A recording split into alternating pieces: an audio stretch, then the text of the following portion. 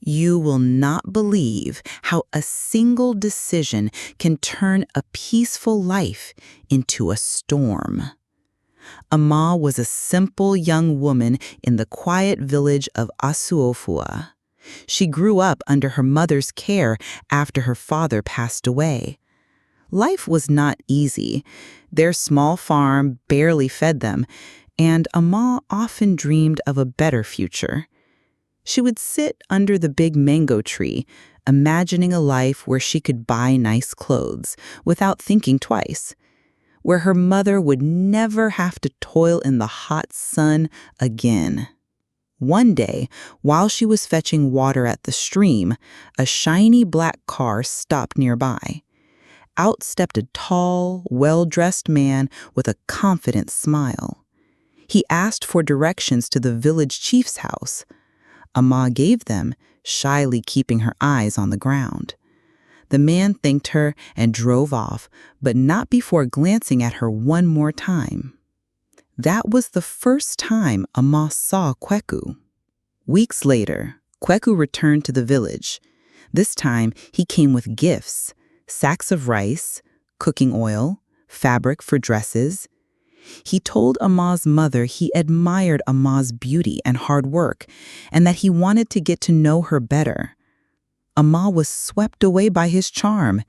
He always arrived in style: polished shoes, gold watch, a cologne scent that lingered long after he left. Her mother cautioned her one evening while they cooked dinner. She told her that a man who shines too brightly might be hiding a shadow. But Ama brushed it off.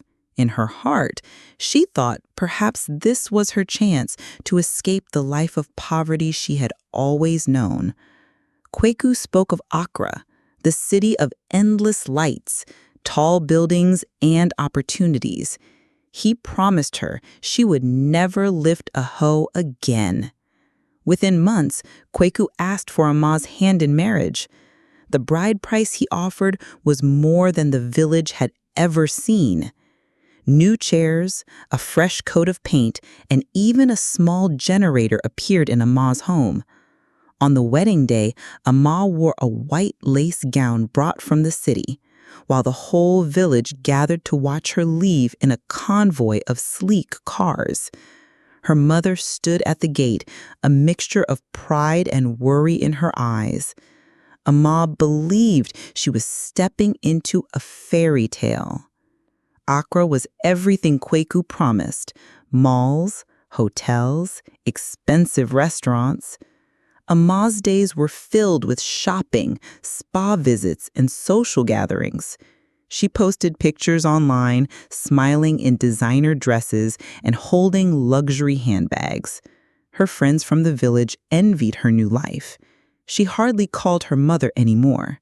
Whenever her mother called, Ama was always too busy to talk. Kweku showered her with gifts, but he also had rules. He told her which friends she could see, how to dress, and what to post online. Ama convinced herself it was love and protection, but deep down, she noticed the warmth of his early days was fading. One night, Ama overheard Kweku speaking on the phone in harsh tones. He was talking about debts and a failed business deal. When she asked, he dismissed it with a laugh, saying she didn't need to worry about such things. But soon, small changes appeared. The expensive dinners became less frequent. The shopping trips stopped. He started coming home late, smelling of alcohol and perfume that wasn't hers. Ama felt a cold distance growing between them. When she asked him about the perfume, he exploded in anger, accusing her of being ungrateful. It wasn't long before Ama discovered the truth. Kweku was seeing another woman, younger, flashier, and full of the same dreams Ama once had. One afternoon, she saw them together at a cafe, laughing like old lovers. Her heart broke, but she held her pain inside. When she confronted him later, Kweku didn't deny it.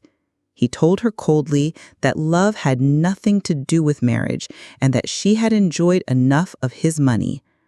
Amma realized the man she married for wealth had only given her an illusion. The final blow came when Kweku's businesses collapsed completely.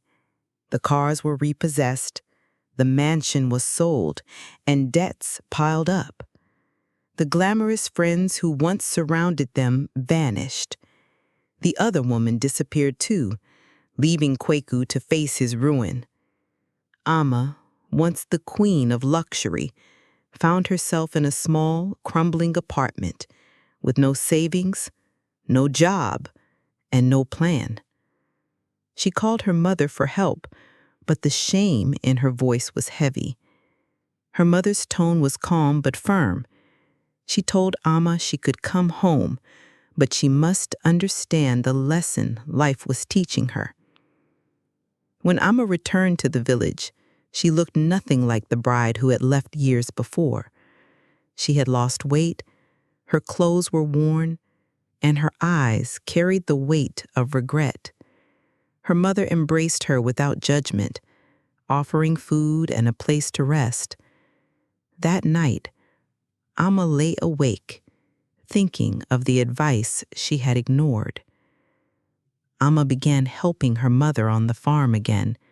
The work was hard, but it grounded her. She reconnected with old friends, many of whom were doing better than she imagined without leaving for the city. Slowly, Amma started selling vegetables in the market, saving every cedi she earned. She realized that self-respect and independence felt better than any luxury gift she had ever received. Months later, Amma opened a small shop selling foodstuffs. Customers appreciated her politeness and honesty. Word spread and her business grew. She still heard news of Kweku, who was now working for a former employee. Amma no longer felt anger, only pity for the man who had once thought money could replace loyalty and love. One evening, while clothing her shop, Amma sat and thought about everything she had been through. She realized she had chased wealth without understanding the kind of man she was tying her life to. She remembered her mother's warning and knew now that true security came from character, not cash. Life had humbled Amma, but it had also given her wisdom. She learned that a marriage built on money alone is like a house built on sand. It looks strong at first, but the first storm will bring it down. She promised herself she would never again choose someone for what they could give her, but for who they truly were. Marry for love, respect, and shared values, not for wealth. Money can vanish, but a good heart will stand the test of time. If this story touched your heart, share it with someone who needs this reminder today. Subscribe for more true African stories that heal, inspire, and teach.